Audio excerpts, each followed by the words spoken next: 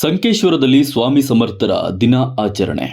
ಹೌದು, ಅತ್ಯಂತ ಶ್ರದ್ಧೆ ಮತ್ತು ಭಕ್ತಿಯಿಂದ ಆಚರಿಸಲಾಗಿದ್ದು, ದತ್ ಪಂತ್ ದೇವಸ್ಥಾನದಲ್ಲಿ ಸ್ವಾಮಿ ಸಮರ್ಥ ಕೇಂದ್ರದಲ್ಲಿ 200ಕ್ಕೂ ಹೆಚ್ಚು ಸೇವಕರು ಸಾರಾಮೃತ ಪಾರಾಯಣದಲ್ಲಿ ಪಾಲ್ಗೊಂಡು ಪೋತಿ ಪಠಿಸಿದರು. ಕಾರ್ಯಕ್ರಮವನ್ನು ಶಾಸಕ ನಿಖಿಲ್ ಕತ್ತಿ ಉದ್ಘಾಟಿಸಿದರು. ಪುರಸಭೆ ಅಧ್ಯಕ್ಷೆ ಶ್ರೀಮತಿ ಸೀಮಾ ಹತ್ನೋರೆ ಅಧ್ಯಕ್ಷತೆ ವಹಿಸಿದ್ದರು. ಸಂತೋಷ್ ಮಗ್ದುಮ್ ಮತ್ತು ನಾರಾಯಣ್ ಪಲಸೆ ಅವರಿಂದ ಮಹಾರತಿಯ ನಂತರ ಎಲ್ಲ ಭಕ್ತರಿಗೆ ಮಹಾಪ್ರಸಾದವನ್ನು ಏರ್ಪಡಿಸಲಾಯಿತು. ಕಾರ್ಯಕ್ರಮದಲ್ಲಿ ತುಕಾರಾಮ್ ಮಸ್ಕೆ ಪ್ರೋಫ್ ಅವರು ಸ್ಫೂರ್ತಿದಾಯಕ ಚಿಂತನೆಗಳನ್ನು ಮಂಡಿಸಿದರು. ಜೀವನದಲ್ಲಿ ಪರಹಿತ ಚಿಂತನೆ ಇದ್ದರೆ ಏನನ್ನಾದರೂ ಸಾಧಿಸಬಹುದು ಎಂದು ಹೇಳಿದರು.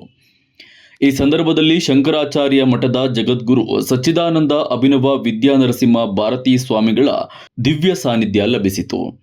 ಕಾರ್ಯಕ್ರಮದಲ್ಲಿ ಪತ್ರಕರ್ತರು ಹಾಗೂ ವಿವಿಧ ಗಣ್ಯರನ್ನು ಸನ್ಮಾನಿಸಲಾಯಿತು. ವಿನಾಯಕ ಸುಗತೆ, ಅನಿಲ್ ಜವಂಜಾಳ, ವೀರಶೈವ ಸಮಾಜದ ಅಧ್ಯಕ್ಷ ಅಪ್ಪಾಸಾಹೇಬ ಶಿರಕೋಳಿ, ರಾಜೇಂದ್ರ ಪಾಟೀಲ, ಗಜಾನನ ಕ್ವಳ್ಳಿ, ಪುರಸಭೆ ಸದಸ್ಯ ಚಿದಾನಂದ ಕರದಾನವಾರ, ರಾಜು ಬೋರಗಾವಿ, ಅಭಿಜಿತ್ ಗುರಂಕರ್, ದೀಪಕ ಬುಂಗಾಳೆ, ರಮೇಶ ಕೋರ್ಪಡೆ, ಡಾಕ್ಟರ್ ರಾಜು ಹರಿಹರ, ಲಕ್ಷ್ಮಣ ಕಾಮತ್, ತಮನ್ನಾ ಕಳಿವಾಲೆ, ಸಚಿನ್ ಸಾಪಾಟಿ, ಕುನಾಲ್ ಪೋತದಾರ, ರಾಜು ಫಡಕೆ, ಕುಮಾರ ಸುಂಸದಿ, ಜಯಪ್ರಕಾಶ ಸಾವಂತ್, ಜ್ಯೋತಿ ಯಾದವ್, ವಿದ್ಯಾ ಗುರುವ, ಕಲ್ಪನಾ ತೋರವತ್, ಜ್ಯೋತಿ ಪಲಸೆ, ವಾಸಂತಿ ಸಾವಗಾವಂಕರ್, ಪುನಮಾ ತೋರವತ್ ಮತ್ತಿತರ ಗಣ್ಯರು ಉಪಸ್ಥಿತರಿದ್ದರು.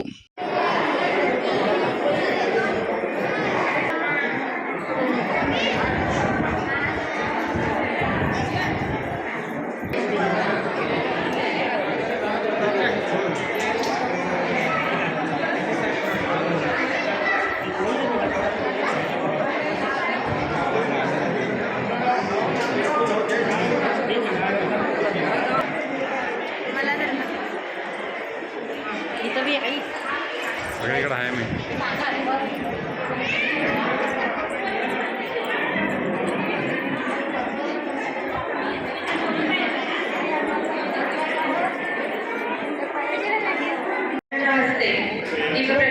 कार्यक्रम पार पडत आहे.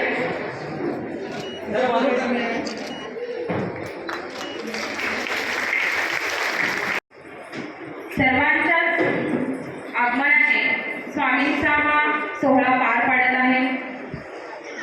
सर्वप्रथम आजच्या कार्यक्रमाचे प्रास्ताविक वाचन. ಹೈಕೋರ್ಟ್ ಮಾರ್ಗದರ್ಶನದಲ್ಲಿ ತಾವು ಕೂಡ ಇವತ್ತಿನವರೆಗೆ ಅಂದರೆ ಕಳೆದ 2 ವರ್ಷದಿಂದ ಆ ಪ್ರವಚನ ತಾವು ಸತತವಾಗಿ ಫಾಲೋ ಮಾಡ್ಕೊಂಡು ಬಂದಿದ್ದೀರಿ. ಇದೇ ತಾನೇ ನಾನು ಕಾರ್ಯ ಬರೋದು ಮುಂದೆ ನನಗೆ ನಮ್ಮ ಮುಖ್ಯವರು ಕೂಡ ಹೇಳಿದರು, ಇವು ತಮ್ಮ ಗ್ರೂಪ್ ಏನೈತಿ ಇವತ್ತು ಸ್ವಚ್ಛ ಸಂಕೇಶ್ವರ ಕೆಲಸನೂ ಕೂಡ ತಾವು ತೊಡಗಿ ಒಳ್ಳೆಯ ರೀತಿಯಿಂದ ಸಂಕೇಶ್ವರನ್ನು ಸುದೃಢ ಮಾಡುವಂಥ ಕೆಲಸದಲ್ಲಿ ತಾವು ತೊಡಗಿದ್ರಂತ ಇದೆ ನನಗೆ ಗೊತ್ತಾಯ್ತು.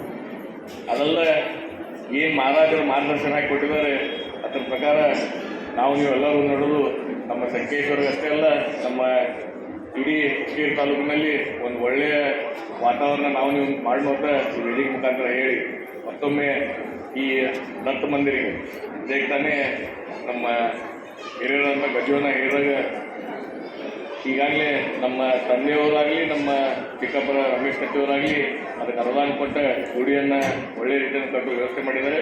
ಇನ್ನು ಬರೋ ದಿನಮಾನದಲ್ಲಿ ಆ ಗುಡಿಗೆ ಮತ್ತೇನಾದರೂ ಸಹಾಯ ಬೇಕಾದರೆ ನಾನು ಕೂಡ ಕೈ ಜೋಡಿಸಿ ನಮಗೊಂದು ಒಳ್ಳೆಯ ಪ್ರಯತ್ನ ಮಾಡೋಣ ಅಂತ ಹೇಳಿ ಮತ್ತೊಮ್ಮೆ ತಮ್ಮೆಲ್ಲರಿಗೂ ನಿಮ್ಮ ಮೇಲೆ ದತ್ ಮಹಾರಾಜರಾಗಲಿ ಹಾಗೂ ಸ್ವಾಮಿ ಸಮರ್ಥ ಮಹಾರಾಜರ ಆಶೀರ್ವಾದ ನಮ್ಮ ಮೇಲೆ ಎಲ್ಲರ ಮೇಲೆ ಇರಲಿ ಅಂತ ಹೇಳಿ ನಾನು ಮಾತುಕೊಳ್ತೇನೆ. शुद्धीवरती आला, त्याला त्याच्या लक्षात आलं मी कुठं आहे, मी काय करतोय, मला इथपर्यंत कुणी आणला, मला कुणी वाचवलं. त्यानं ज्या वेळेला शेजारी पाहिला त्यावेळेला त्याला एक तरुण माणूस दिसला. त्या माणसाकडे पाहिला आणि त्याच्या लक्षात आलं की याच माणसानं आपणाला जीवदान दिलाय, याच माणसामुळे आपण जिवंत राहिलोय. त्यानं हात जोडले आणि वाचवणाऱ्या माणसाला वाचलेला माणूस बोलला, मी तुझे अनंत उपकार आयुष्यात कधीच विसरणार नाही, तू मला आज वाचवलं. अरे तू जर आला नसता तर मी जिवंत राहू शकलो नसतो. तेव्हा वाचवणारा माणूस वाचलेल्या मुलाला बोलला, अरे मी फार काही केलं नाही, मी उपकार वगैरे काहीच केलं नाही, मी फक्त माझं कर्तव्य पार पाडलं, माणसाला आधार देणं हे माणुसकीचा धर्म आहे आणि तो धर्म मी पाळला. असं नाही. जर तू आला नसता, तुझ्या मनात जर वाचवण्याचा विचार आला नसता, तर मी जिवंत राहू शकलो नसतो.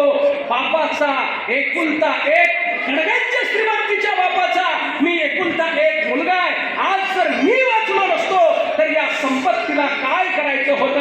वाचलेलं पोरगं म्हणताय, कोण मला तुला काहीतरी द्यायचं आहे, मला तुझ्या ऋणातून उतराई व्हायचं आहे. कोण मी तुला काय द्यावं असं वाटतंय, मला तुला काहीतरी द्यायचं आहे. त्यावेळेला वाचवणारा माणूस बोलला, मला एकतर तुझ्याकडून काहीच नको आहे, आणि जर तुला द्यायचंच असेल तर मी मागेल ते तुला द्यावं लागेल. वाचलेलं पोरगं बोलताय, फक्त बोल, माझ्याकडे प्रचंड संपत्ती आहे, पाहिजे ते द्यायला तयार आहे, तू फक्त माग, तुला काय हवंय, कारण तू मला जीवदान दिलाय, मला दुसरा जन्म तू दाखवलाय, बोल तुला काय हवंय. तेव्हा वाचवणारा माणूस बोलला, एक तर मला तुझ्याकडून काहीच नको आहे, आणि जर द्यायचंच असेल तर मला हे हवाय. तो म्हटला, बोल काय हवाय, काय देऊ. तेव्हा वाचलेलं पोरगा वाचवणाऱ्या माणसाला म्हणताय, बोल काय देऊ. तेव्हा वाचवणारा माणूस बोलला, मला एकतर काहीच नको, आणि जर द्यायचंच असेल तर मला हे हवाय, काय हवाय, बोल. त्यावेळेला तो माणूस बोलला, भविष्यात तुझं जीवन वाचवण्यालायक होतं, हे जगाला सिद्ध करून दाखव, एवढंच मला तुझ्याकडून हवाय. याला देणं म्हणतात, याला मागणं म्हणतात. ईश्वराकडे काय विचार मागत असतो. तुमच्या हातात जर धारदार चाकू असेल तर त्याच्या सफरबंदाच्या सुंदर आकर्षक फोडी करता येतात. त्याच धारदार शस्त्रानं एखाद्याचा गळाही चिरता येतो. धारदार